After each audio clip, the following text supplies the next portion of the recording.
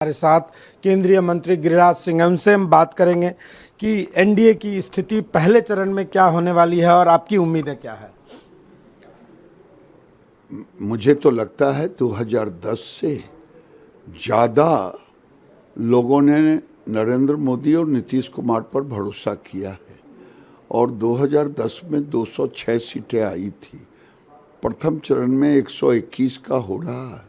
मैं 90 से अधिक लगता है आएगा जो माहौल है। गौरव ब्रह्म एक विधानसभा सीट है जहां पर मुकेश सहनी के भाई चुनाव लड़ रहे थे और एक अल्पसंख्यक उम्मीदवार के चलते उनको टर्न डाउन किया गया। तो क्या तेजस्वी यादव को यह डर था कि अल्पसंख्यक वोट जो है उनसे छिटक जाएगा, इस वजह से उनको ड्रॉप करके एक अल्पसंख्यक उम्मीदवार को सामने लाया गया? हाँ, उनका खेला खराब ओवैसी कर रहे थे और उनका ठीक ही कहना था कि हमें क्यों नहीं डिप्टी सीएम। वो तो सीएम भी मांग रहे हैं। ये तो सीएम किसी यादव को दिए नहीं, लालू जी केवल परिवार में रखा, तो डिप्टी सीएम भी नहीं।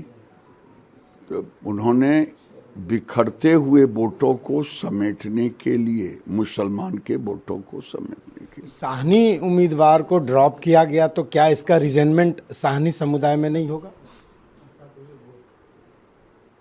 मेरे समझ से साहनी समाज में मुकेश सहनी के प्रति अब धीरे धीरे स्थिति साफ हो रहा है। भारतीय जनता पार्टी ने इन्हें नेता बनाया था। ये अपने किसको खड़ा किया? ये भी लालू जी के रास्ते पर है। तो सहनी में भी होगा ना कि तुमको खड़ा करना हुआ तो अब सहनी में खड़ा किए तो अपने भाई को खड़ा किया, अपने नहीं खड़ा किया।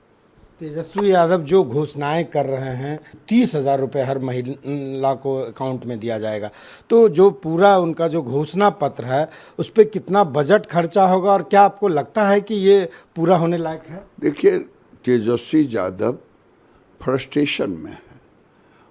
वो नरेंद्र मोदी, नीतीश कुमार के प्रति जो जनता का भरोसा है उस भरोसे से घबरा गए।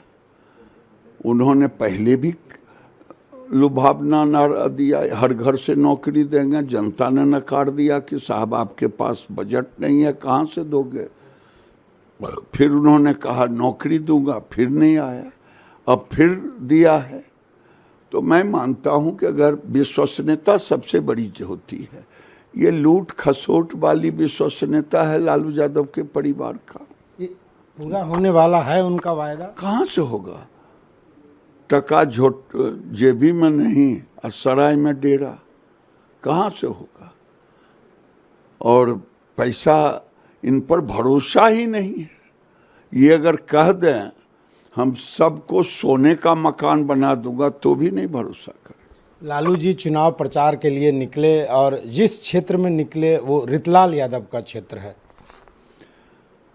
तो ये तो लालू जी की पहचान है। दुर्दांत अपराधियों के सब इनके संपर्क में रहता था। जितना फिरौती हुआ वो कठिन फिरौती का पंचायती इन्होंने ही, लालू यादव ने ही की। तो रितलाल यादव का प्रचार करने कौन जाएगा?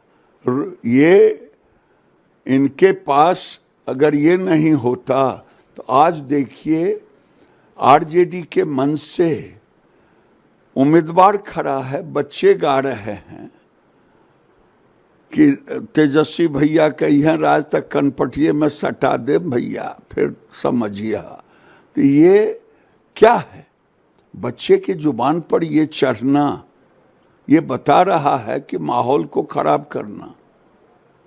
अभी दुलारचंद यादव की मौत हुई, उसके सब यात्रा में इतनी गालियां दी जा रही थी जात विशेष को। लालू यादव की जुबान नहीं खुली, कैसी बात नहीं होनी चाहिए। तेजस्वी का भी नहीं खुला, और खुलता भी कैसे? उनके अध्यक्ष ने पहले ही कहा था भूरा बाल साफ करो। ये माहौल जातीय तनाव लाना चाहते हैं, फ्रस्ट्रेशन में। को इस बार टिकट भी दिया है लालू जी ने। एक तरफ टिकट दिया है, दूसरे तरफ भूरा बाल साफ करो की बात कर रहे हैं। प्रशांत किशोर इस चुनाव में फैक्टर हैं, उनके 4 उम्मीदवार पहले ही मैदान छोड़ चुके हैं। देखिए, ये बोटकटवा पार्टी के बन के रह जाएंगे। इनका जो काम था ये कर लिए अपना काम। क्या काम था? 21 हजार सब उम्मीदवार से अब फॉर्म पर पैसा ले लिए। लोग कहते हैं कि 12,000 एप्लीकेशन आया।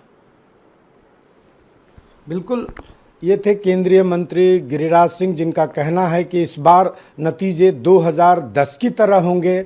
जहां तक सवाल प्रशांत किशोर का है तो इनका साफ कहना है कि इस चुनाव में प्रशांत किशोर वोट कटवा साबित होने वाले हैं। सहयोगी अशोक के साथ रंजीत, ईटीवी भारत, पटना।